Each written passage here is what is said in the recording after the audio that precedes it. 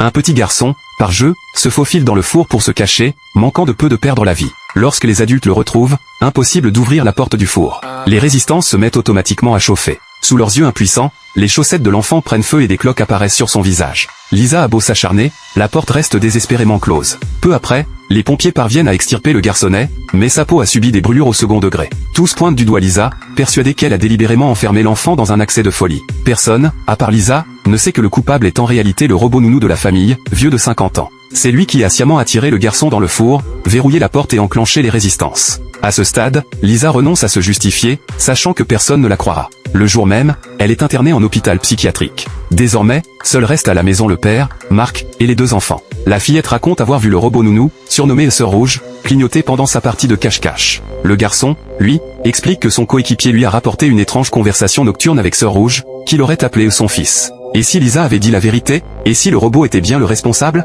Mais le père refuse de croire ses enfants, convaincu que sa femme est malade et a besoin de soins. Excédé, le fil quitte la pièce en trombe. En ouvrant la porte, il tombe nez à nez avec le robot. Marc se lève d'un bond pour fuir, mais le robot ouvre le gaz. Si tu ne reviens pas t'asseoir gentiment, vous êtes tous en danger. Contraint, le père obéit et regagne son siège. Imperturbable, le robot se lance dans le récit de leur vie antérieure. Marc, lui, n'écoute pas un traître mot, l'esprit entièrement focalisé sur un moyen de s'échapper avec les enfants. Profitant d'un instant d'inattention du robot, il empoigne une chaise. Sœur Rouge semble peu résistante et se désactive en quelques coups. Marc ordonne à son fils d'emmener sa sœur et de partir devant. Mais à peine les enfants ont-ils franchi le seuil de la cuisine que la porte d'entrée se verrouille. Le robot faisait semblant, dans le seul but de les séparer. « Tu n'es pas leur mère », s'emporte Marc. Mais à peine a-t-il fini sa phrase que le robot lui tranche un doigt d'un coup sec. Cette fois, le père obtempère, contraint de se plier au plan du robot. Ensuite, les trois humains sont enfermés dans 3 pièces différentes, privés même de leur téléphone, confisqués au préalable par le robot. Une situation désespérée. Le père est forcé d'admettre la véracité des propos de sa femme, la mort de son mari et de son fils n'était peut-être pas accidentelle.